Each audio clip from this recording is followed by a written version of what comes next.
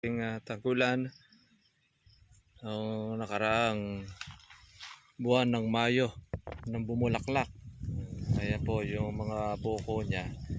Makikita ninyo mga katribya po yung may bilog, mayroong may sira, pero mas marami po mga ka-farmers po yung buo. Ayan. Yan po kaya sinasabi po natin na hindi na po tayo nag-i-spray ng ating kalamansi pagka panahon po na nag-uulan. Kasi hindi na sumasalakay po ang mga insekto. Meron pong mga may sira yung iba.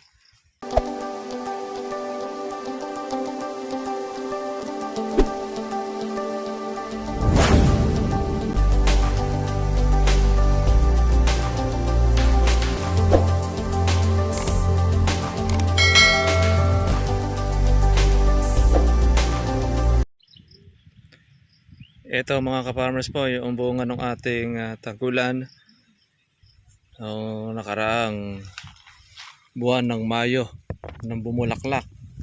Ayan po yung mga buko niya.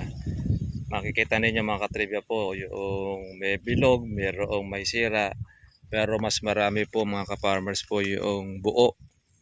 Ayan. Yan po kaya sinasabi po natin na hindi na po tayo nag-i-spray ng ating kalamansi pagka panahon po na nag-uulan. Kasi hindi na sumasalakay po ang mga insekto. Meron pong mga may sira yung iba, kaya lang syempre mas marami pa rin po yung buo niya. Compare natin doon sa talagang dati ay mga sira. Ayan o. Nakita ninyo mga ka-farmers po yung pagkabilog niya. Para po siyang talagang inalagaan ng power spray. Pero meron din naman na merong may sira. Ayan, yung merong mga kubikong. Ayan, ito. Kubikong yan. Ito. Yan. Yung kupildong na yan, yan yung mga part na kung saan ay nasira rin po ng insekto. Pero yung mga area na mga buo niya, kumpul-kumpulan. Ayan o, ganda ng pagkabilog. Kaya lang, siyempre, hindi naman po lahat yan ay itutuloy ng kalamansi. Marami pa rin po dyan ilalaglag ng puno. Dahil sa kapal po ng ibinulaklak po nito, kapag kaya po ay magtutuloy, ay parang nagpakamatay ng kalamansi sa magiging dami ng kanya pong daladala. Pero tingnan ninyo, sa bawat dulo meron po siyang mga sunong-sunong po na mga buko. Tsaka yung po mga maliliit. Ayan. Kasi lalaki na po siya ng gamais. Ating kalamansi. Ganda naman po ng kanya pong pagkabilog. Yung ganda pong size ay nasa 2 kona ito. Kulang 2 buwan. Ito, mayroong part naman siya mga ka-farmers. Marami pong may sira. Meron naman 2 buo. Ayan.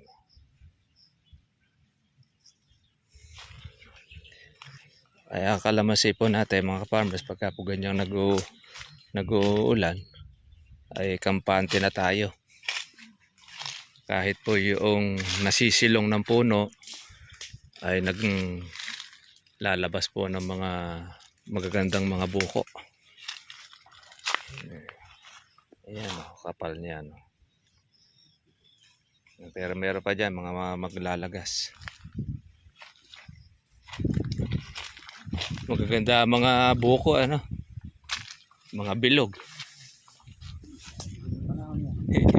Yan yung bunga na ng panahon na wala ng spray.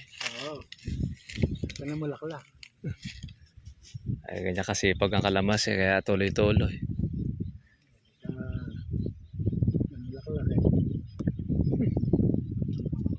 Pwede mo na bilangan na pinagpas eh. Kaya nga, kaya lauga, aasa nga lang na mataas ang magiging presyo. Importante dyan na yung hindi nasisira at hindi nabubulok. Teka, mababa lang presyo. Meron ka pang-alaga, may pang-gastos. Wala ka naman, pinagbibili. Wala rin. nanonood ka lang doon sa nagbebenta. Kukunin na lang niya doon sa dami. Sa mahalaga meron bunga. Mm. Basta tuloy ang alaga, mataas, mababa. Kaya nga. Kalamansi naman, hindi ka na matatalo. Lalo pagka ganyan tagulan. Kung halimbawa yung mababa, wala ka naman ganong gastos eh. Kaya wala rin naman masyadong kanya. Puhunan. Kaya sulit na rin. Kaya halos mga pataba na lang din nilalagay rito. Mataba Ay, minsan niya iba dyan, hindi na naglalagay ng pataba pagka umuulan. may pataba na kang dalawulan. Kaya nga.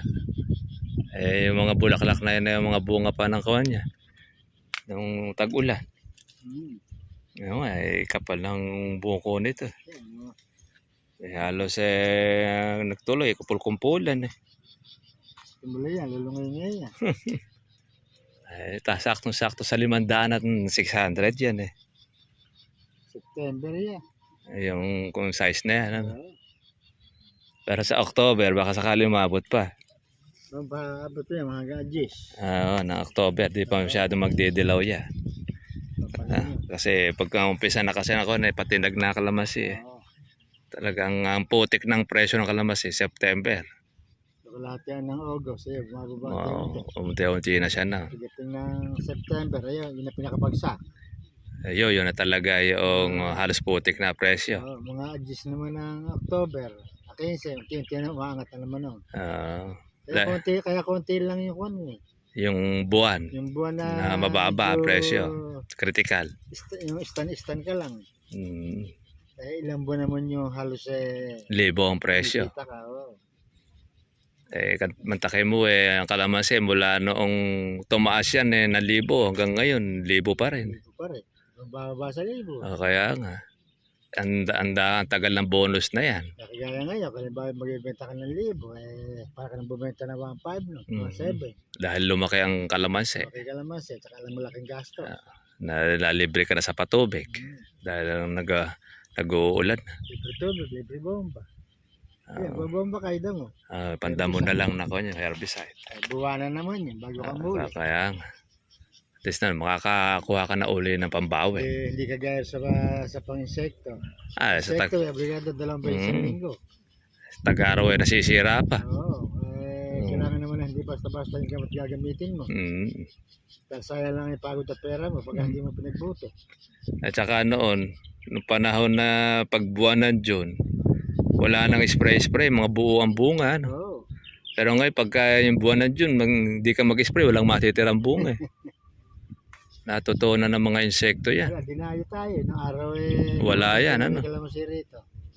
Kaya nga sa akin yung kumpare ko. Kaya ka pare ng ulaklak. Kalamansi. Wala ka dyan pera, mangutang ka na. Sigurado na ka, aani ka. Ngayon hanggang alay ka sa bulsa mo, ipitasin na, lalaglag pa. Ayun. Masakla pa nga, pitasin na. Tapos may kasalo ka pa. Tulisan pa ng mga kabatan. Nakakadali. Wala naman kahirap-hirap eh. Ayan. Pagsasamantalahan ka pa. Kaya marami kang kalaban, insekto. Tapos yung maitim ang ulo. Yun ang malakas, yung maitim ang ulo. Sa gabi sumasalakay.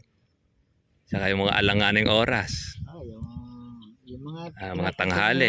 Wala na ng tao. Nasa bahay na yung may-ari. Ayun. Kaya minaman-manan na lang yung tao. Yung may-ari. Huwag mo sila siguro pagka sila na-tempo. Sa galit ng magkakalamansin na yan, kahit anong ka pala kumuha, magiging ka sigurado. Kaya sigurado at lahat ng kuha sa kanya mabubunto. Ito na, napakaingat sila. Masakit ang magiging katawan niya. Lahat nila, pag sila yung nahuli, malaking mawawala sa kanila, iba kayong nanakaw nila. Maisuka rin nila lahat yun, mahigit pa. Tapos may kaso pa sila. Yun ang magiging masaklap. Di ba sana kung kakasuhan, kamamaya, madali nila yung medyo mainit ang ulo sa kapantala. Hindi na siya dalhin sa presinto. Baka doon lang sa bumulagta sa gitna ng kalamansi. Hindi na sa barangay siya dalhin at doon sa mismo kalamansi yan. Baka doon na sa sentensya. Pero pwede namang gawin na masama siya dahil nasa kawan siya sa lupa ng iba. Private property. Trespassing ang magiging kuwan niya raw. Masyadong mapagsamantala sila eh. Kaya ngayon medyo nakatahimik sila at wala nang nanakawin eh. Papalaki lang. Papalaki-laki lang eh. Mahina ka lumaki yung kalamansi yan. Pero pagka panahon naman na bagsak ang kalamansi hindi mabalita ang nagnanakaw ang mga yan. Tumitira eh. Sa bagay, dahil no choice sila. Dahil noon 200 lang yung dilaw dilaw lang yung pinitas, ninakaw.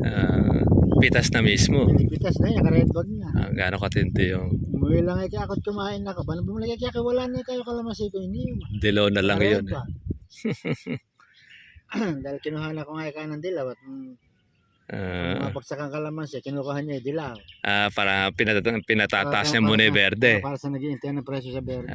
Dahil ang bebe lang didilaw muna. Oo. Para hindi ka masamang bigay sa tingnan. Diba? Dilaw na lang inawala pa. Umuwi kaya ako magbalik eh. Nahakot pati Kaya dilaw. wala na ka. Aka. Talas naman kanong kaman. Wala kang patawa. Walang katawak-tawak yung kuwan. Oo. Kaya tuloy yung berde na iniiwan niya, yun naman niya napipitik eh. Oo. Masarap nga naman na yung pitik at wala na yung dilaw eh. Sabi ko nga sa nawala. Buti nga ako, dilaw yung iniwan kung berde pa ako yun. Di lalo masaklap ang kuwan niya. Yung pinaghirap niya eh. Ang hirap kang mamulot eh. Pinagtsagaan lang na pulutin ng pobre eh. Yan naman kaya kakarga nila. Sinakaw pa. Yung kalaban ngayon ng kalamansi niya, bagay. Ayan. Bagay Kakukulapol talaga. pag hindi mo talaga tinanggal yan, ikukulubungan yung kalamansi. Hindi naman kasi nai-spray ng pamatay damo kung makakapit sa katawan. Pwede paliguan ng damo ng pamatay damo. Maapektuhan yung kalamansi. Susunog yung dahon, saka yung mga buko, yung mga mura, tutoy. Yun niya. Sigurado mag-iinda rin ang kalamansi kahit na mapapahan. Mga asubong na kalamansi, tutoy. Mga bukong mura. Matatanggal din siya. Ay, pwede. Ito yung landa mo, kasi baba lang yan eh. Bagay yung matindi. Dahil pagkakumulapol halos sa buong kalamansi ang kinukuha niya. Oo. Pag umulan kasama sa nagpapabigat ng kalamansi. Dahil nakaakyat. Kaya naman, pagka maraming bagay, kabit-kabit sila. Hindi maghihiwa-hiwala yung kalamansi. Ayan. Yung mga buko nga nito may malalaki na eh. Yung mais na eh. Mga buo eh. Ayan, hanggang sa loob eh. Meron. Samantalang nung inaalagaan mo, hindi mo makita yung mga ganyan mga buo na makakapal. Matsepan mo lang yung libo yan eh. Diba eh? Ka ng 1.5 yan. Naman, pataba lang ang nagipuhunan mo dyan. Wala na maraming gastos. Kahit lang mga 6 lang yan, pwede na. 6 at 7. Kasi panahon na ngayon ng kalamansi, yung mga pigaan naman ng mga kukuha niya. Doon sila mga nag-iipon pagka mababa mo kung kalamansi. Buti nga ang kalamansi, marami pinagagamitan. Kung kagaya ng kamatis yan ng ibang mga gulay. Nakaw. Nakakita ka nagtatapon ng bubo. Tarak-tarak kung itapon. Sibuyas, kero, tinatapon na lang sa basura. Hindi nabibili. Pero sa kalamansi, ala pa ako nakita ng nagtapon ng buo. Wala pa yung mga sira talagang naluto. Tinatapon. Hindi na talaga pakikinabangan. Pero yung hindi ka nabili, ala pa ako nakita. Kaya isang diretso. Ayan mga ka-farmers, ang ating presyo ng kalamansi natin ay nanatili sa 1112. Doon naglalaro yun. Pagka maganda kalamansi mo, pwede mong ihirit sa 12. Pero maganda pa rin po ang presyo dahil libo pa rin. Ito sa libo. Kaya ngayon, ang kalamansi dito sa amin ngayon ay puro halos mga halawin na lang. Wala lang maraming mga basal at mga nakuha na. Kaya maraming mga kalamansi ngayon, mga bukong mga maliliit, ang makapal. Yung mga pambuwan ng September. Yan na nakapanahon. Yan ang panahon na. Bago naman medyo matagal-tagal pa. Tagal pa. Medyo pa dyan yung mga gahole. Medyo mauuho pa ngayon yung mga bayan niya. Malalagutan sila. Ayan, baka siguro itong July na yan. Baka malagutan sila. Malagutan dahil ubos na yung saksa. Sagad na yung pinakababa niya.